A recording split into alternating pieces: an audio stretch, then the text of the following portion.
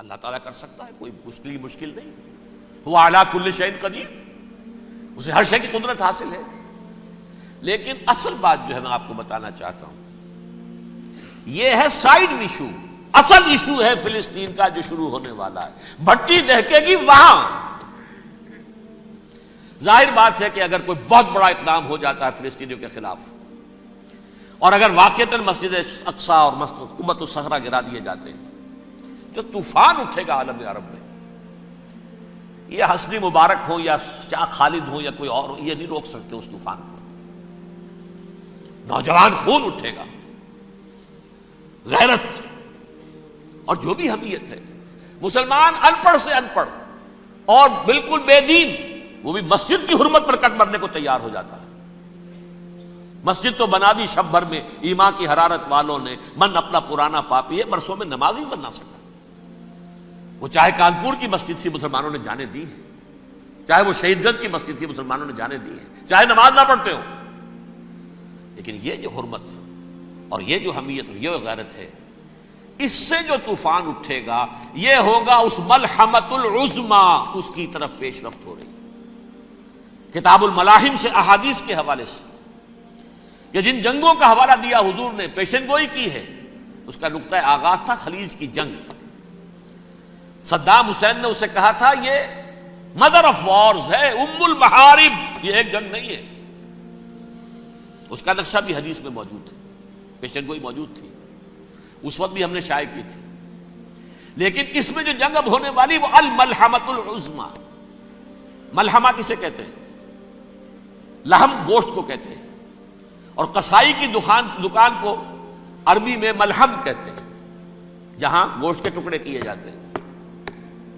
آج کل مشینوں سے ہوتے ہیں، اب جو ہے وہ ہاتھ سے چھریوں سے نہیں ہوتے، لیکن ٹکڑے ہو رہے ہوتے ہیں، جسموں کے چیتھڑے اڑ رہے ہوتے ہیں. ملحمہ، یہی لفظ استعمال کیا تھا حضرت سعد ابن عبادہ نے رضی اللہ تعالی عنہ یوم فتح مکہ. ان کے دل میں تھا کہ اب ہم انتقام لیں گے ان عربوں سے، ان قریش سے. الیوم یوم الملحمہ، الیوم یوم الملحمہ، یہ کہتے ہوئے جا رہے تھے. ایک خاص کیفیت، آج ہے گوشت کے ٹکڑے اڑانے کا دن. حضور سے کہا کسی دن جا کر کے سعد تو یہ کہہ رہے ہیں الیوم یوم الملحمہ، الیوم یوم الملحمہ. حضور نے فرمایا نہیں، ان سے کہو جا کر الیوم یوم المرحمہ، الیوم یوم المرحمہ، آج رحمت کا دن ہے، آج تو میں ان سب کو معاف کروں گا.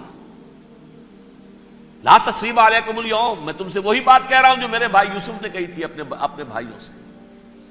اذهبوا فانتم الطلقاء، جاؤ تم سب کے سب آزاد. وہ ملحمہ ہے جس کو کہ حضور نے حضرت معاذ بن جبل رضی اللہ تعالیٰ عنہ، اس کی روایت ہے، اس میں سے جو ابو داؤد میں روایت آئی ہے اس میں الملحمۃ العظما، عظما مؤنث ہے اعظم کا. آپ کہتے ہیں جنگ عظیم اول، جنگ عظیم دوم. عظیم کا باپ ہو گیا اعظم، سب سے بڑا، اور اس کا مؤنث ہے سب سے بڑی، عظما. الملحمۃ العظما، سب سے بڑی لڑائی. میرے نزدیک یہ وار کے معنی میں نہیں ہے، بیٹل کے معنی میں. انگریزی میں یہ دو لفظ علیحدہ ہیں، وار، بیٹل. وار سالوں کو محیط ہوتی ہے، بیٹل کسی ایک خاص جگہ پر جو لڑائی ہوتی ہے اس کو کہتے ہیں. حضور کے اور قریش کے درمیان 6 سالہ وار تھی، جنگ تھی. لیکن battles, battle of Uhud, battle of Badr, یہ بیٹلز تھی، لڑائیاں تھیں. تو عظیم ترین جنگ شاید اس اعتبار سے نہ ہو جیسے کہ ورلڈ وار 1 اور ورلڈ وار 2، یعنی اس کی وسعت کا اتنا معاملہ نہیں اور طوالت کا نہیں. لیکن جو لڑائی جو ہے بیٹل ہونی ہے، جس کو کہ یہ لوگ، یا چونکہ میں نے کہا تھا شروع میں کہ سرما ہے میری آنکھ کا خاک حجاز و حول قدس. نیو ٹیسٹمنٹ کی آخری کتاب ہے the book of revelation, revelation of saint John. اس میں آرمگڈون کہا گیا ہے اسے. ہر مجدون، یہ عبرانی لفظ ہے. ہر کہتے ہیں اونچی جگہ کو، سطح مرتفع. مجدون میگیڈو، میگیڈو ایک وادی ہے، مرتفع، وادی مرتفع. یہ ہے واقع لبنان، اسرائیل اور شام کے درمیان جو ٹکڑا، جو ٹرائنگل بنتی ہے، یہ ہے. یہاں پر بڑی جنگ لڑی جائے گی، اور یہ جنگ صلیب ہوگی جو کہا ہے بش نے، یہ جنگ صلیب. 2nd ملینیم شروع ہوئی تھی تو پہلی صلیبی جنگ ہوئی تھی. 3rd ملینیم شروع ہوا ہے، یہ 2nd صلیبی جنگ ہے، یہ کروسیڈ ہے. اور میں اس مرتبہ امریکہ گیا تھا تو پہلی مرتبہ مجھے وہاں ایک رسالہ ملا ٹرمپٹ نام کا.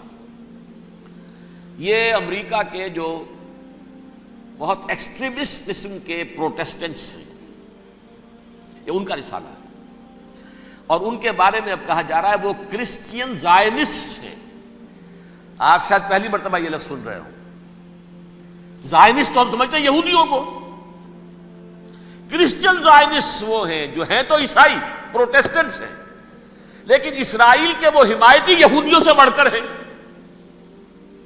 یہ میری کسی پہلی تقریر میں شاید بہت سے حضرات کو یاد آ جائے، میں نے کہا تھا 4 سال پہلے ہمارا تنظیم اسلامی کا ایک کنونشن ہوا تھا ہوسٹن میں، امریکہ کا جنوبی علاقے کا شہر ہے.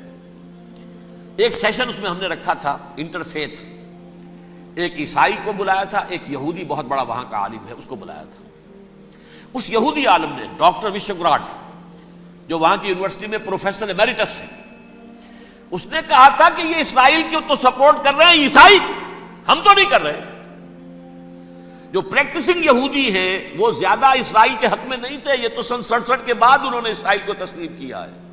وہ تو منتظر تھے کہ ہمارا مسیحا آئے گا تو اس کی قیادت میں جنگ کریں گے، جیسے شیعہ منتظر تھے کہ مہدی موعود آئیں گے تو پھر ہم کچھ کریں گے. وہ امام خمینی نے کہا بھائی جب وہ آئیں گے آ جائیں گے، لیکن ہم کچھ راستہ کے لیے. زائنسٹ نے آگے بڑھ کر ریاست قائم کر لی، اور جب یروشلم پر بھی پورا قبضہ کر لیا تب جو ہے در حقیقت مذہبی یہودی جو ہے پھر انہوں نے اپنایا ہے، اون کیا ہے، اور نئے سیٹلمنٹس جو بھی بنے ہیں وہاں پر اسرائیل میں اس میں اکثر و بیشتر مذہبی یہودی آیا، اور بروکلن کے علاقے سے سب سے بڑھ کر آئے ہیں، جو امریکہ میں نیو یارک کا ایک جنوبی علاقہ ہے، بہت بڑا یہودیوں کا بہت بڑا گڑھ ہے. نیو یارک کو جیو یارک بھی کہا جاتا ہے، وہ تو اصل میں مرکز جو ہے وہ تو یہودیوں کا ہے. اس حوالے سے وہاں پر جو کرسچن زائنسٹ کہلاتے ہیں وہ اسرائیل کے یہودیوں سے بھی بڑھ کر کہیں سپورٹر ہیں. بہرحال اس دوسری صلیبی جنگ کا معاملہ جو میں کہہ رہا تھا، ٹرمپٹ نامی رسالہ، اس کا ایک مضمون ہے دی لاسٹ کروسیڈ. اب یہ آخری کروسیڈ ہے جو شروع ہونے والا ہے. میں تو حیران ہوں کس قدر کھل کے وہ باتیں کرتے ہیں. رومن کیتھولکس کو وہ کہتے ہیں کہ یہ شیطان ہے، یہ پوپ شیطان ہے، یہ یورپ کو اس نے جمع کیا ہے کرسچینٹی کی بنیاد پر، اور اس میں زیادہ تر کیتھولکس ہیں. آپ کو معلوم ہے برطانیہ بڑی مشکل سے شامل ہوا ان کے ساتھ، اس لیے کہ وہ پروٹیسٹنٹ کا سردار تھا، ابھی پوری طرح نہیں ہے.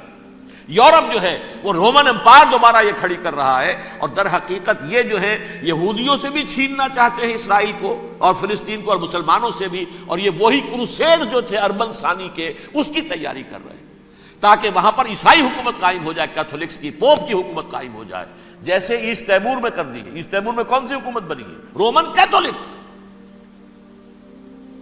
رومن کیتھولک اسرائیل میں بنے تاکہ یہ سارے مقامات مقدسہ جہاں اسرائیل پیدا ہوئے، حضرت مسیح پیدا ہوئے، بیت الحم کہاں ہے؟ وہی ہے کہ نہیں؟ جہاں سے ریزریکشن ہوا ان کے خیال میں وہ کہاں ہے؟ وہیں پر ہے کہ نہیں؟ بڑے بڑے گرجے ان کے وہی ہیں. تو اس اعتبار سے ان کا کہنا یہ ہے یہ لاسٹ کروسیڈ کی تیاری ہو رہی ہے، یہ کیفور. اور ان کا کہنا یہ ہے کہ یہ پوری طاقت نیٹو کی جو ہے، یہ پہلے جرمنی سے لائی گئی بوسنیا، انہوں نے خود وہاں جنگ کروائی، انہوں نے خود وہاں پر ایتھنک کلینسنگ کروائی، پھر خود مصالحت کے لیے آ گئے، پھر کوسوو میں انہوں نے خود آگ بھڑکائی. یہ میں نہیں کہہ رہا، یہ وہ ٹرمپٹ رسالہ امریکہ سے چھپنے والا پروٹیسٹنٹس کا رسالہ ہے جو یہ کہہ رہا ہے. پھر انہوں نے کوسوو کے اندر کروایا، اور پھر وہ وہاں پر پیس فورس کی حیثیت سے آ گئے. اب وہ میسیڈونیا میں کروا رہے ہیں اور وہاں داخل ہو گئے ہیں. اگلا قدم ان کا سائپرس ہوگا، سائپرس میں ترکوں کو اور وہ گریکس کو لڑائیں گے اور وہاں آ جائیں گے، وہاں سے ایک چھلانگ لگائیں گے اور یہ فلسطین میں پہنچیں گے، اور یہ وہاں پر ایک رومن امپائر، اپنی پرانی رومن امپائر کی طرح کی رومن کیتھولک ریاست قائم کرنا چاہتے ہیں. تو وہاں امریکہ کے عیسائیوں میں بھی کوئی ایک طبقہ نہیں ہے، کیتھولکس بھی ہے. کیتھولکس زیادہ نہیں ہے ہمدرد، لیکن اب تابع ہو چکے ہیں. اسحاق ریبین نے جب یہ پیس ٹاک شروع ہوئی تھی، آپ کو یاد ہوگا شاید کہ جب وہ آیا تھا واشنگٹن سے واپس فلسطین اسرائیل، تو پہلے روم میں رکا for an audience with the pope, اور پوپ کو اس نے ایک مرتبان سا پیش کیا تھا، حضرت سلیمان علیہ السلام کے زمانے کا مرتبان، اور کہا تھا دیکھیے 3000 برس تک ہم نے اس کی حفاظت کی ہے، اب یہ میں آپ کے حوالے کر رہا ہوں. اس کے بعد سے پوپ جو ہے بالکل رام ہو گیا، اور وہ عیسائیوں کے ساتھ اور یہودیوں کے ساتھ ان کا پورا معاہدہ ہو۔ اب پورا عیسائی ورلڈ جو ہے بعثت مجموعی یہودیوں کے شکنجے میں ہے۔ البتہ ان کے اندر بھی جھگڑے ہیں، جو وہاں پر وائٹ کرسچن ملیشیاز ہیں وہ ایکسٹریمسٹ ہیں کیتھولکس، ان کے نزدیک دشمن نمبر 1 یہودی، دشمن نمبر 2 مسلمان، دشمن نمبر 3 جو یورپ میں کالے ہیں، ایفرو امریکن، چاہے وہ عیسائی ہو گئے ہوں، کوئی بھی ہو۔ یہ 3 دشمن ہیں جن سے انہوں نے کلینز کرنا ہے، صاف کرنا ہے ان کے خیال کے مطابق امریکہ کی سوسائٹی کو۔ اولا یہود، پھر مسلمان، اور پھر یہ جو کالے ہیں۔ لیکن دوسری طرف پروٹیسٹنٹس کے اندر ایکسٹریمسٹ وہ ہیں جنہیں کہا جا رہا ہے یہ کرسچین زائنسٹ ہیں، یہ اسرائیل کے، اسرائیل سے بڑھ کر سپورٹرز ہیں۔ بہرحال یہ اب جنگ ہوگی، اس کا نتیجہ کیا نکلے گا یہ تو اللہ ہی جانتا ہے۔ اب میں آخری بات کی طرف آ رہا ہوں۔ آخری نتیجہ تو جو بھی کچھ اپس اینڈ ڈاؤنز آئیں گے،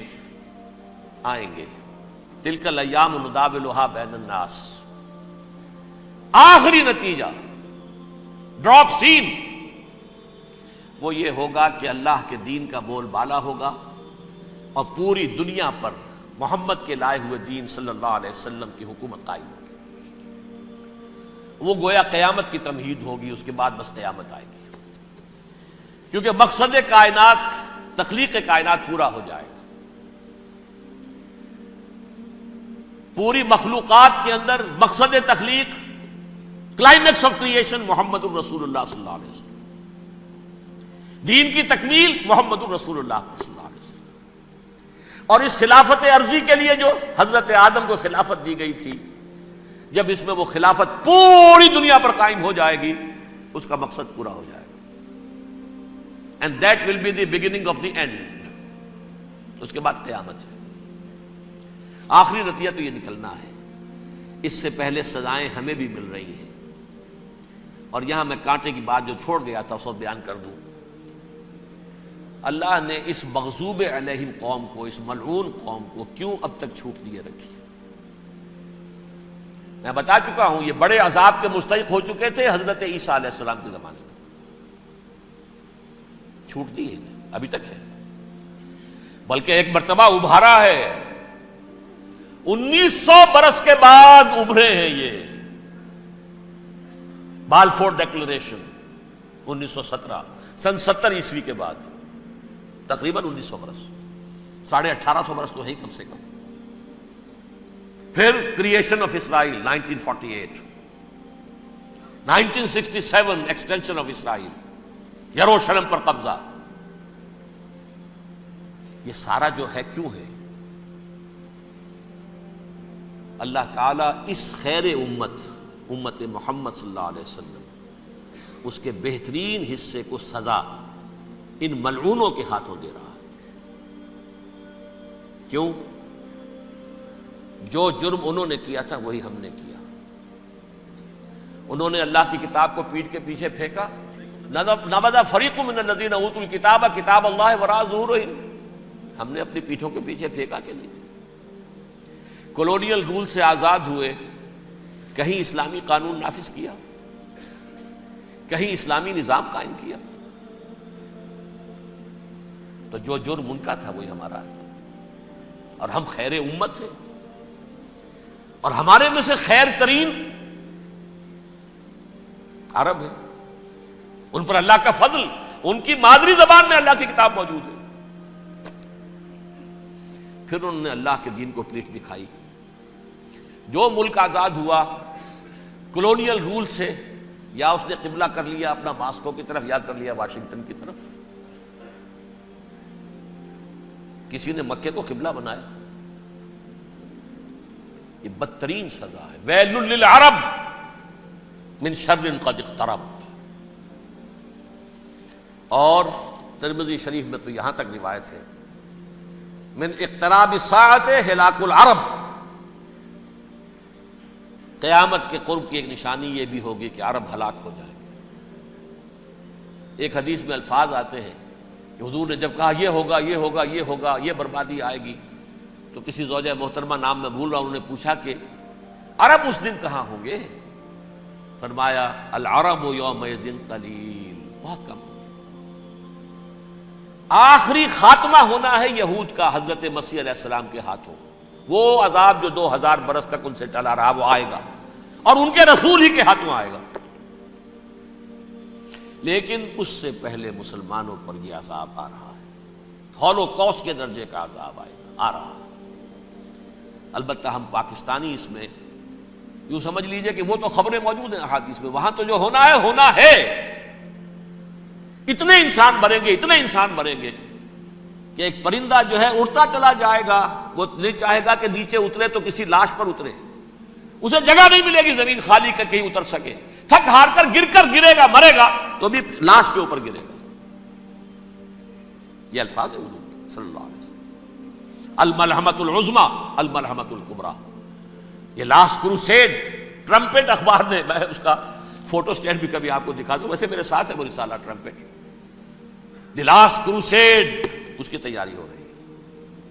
وہ الملحمۃ العظمیٰ اور ملحمۃ الکبریٰ جو ہے وہ آنے والی ہے. ابن ماجہ میں کبریٰ کہا ہے، اکبر کا مؤنث کبریٰ. ملحمہ کبریٰ سب سے بڑی جنگ اور ملحمہ عظمیٰ سب سے عظیم جنگ. یہ ہوگی اور بہت جلد ہوگی.